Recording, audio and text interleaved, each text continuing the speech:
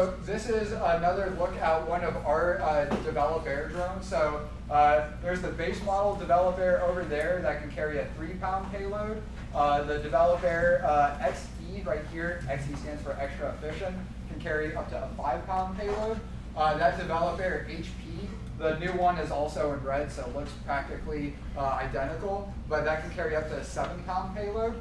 And while most of our drones are being used as development platforms, much like the early days of the personal computer industry, you didn't just go buy a computer like, hey, I'm gonna go browse the web, I'm gonna use Microsoft Word, and I'm gonna use Excel, and I'm gonna play games. Like, if you wanted to do any of that on a computer in the very early days, you had to develop all those applications yourself, right?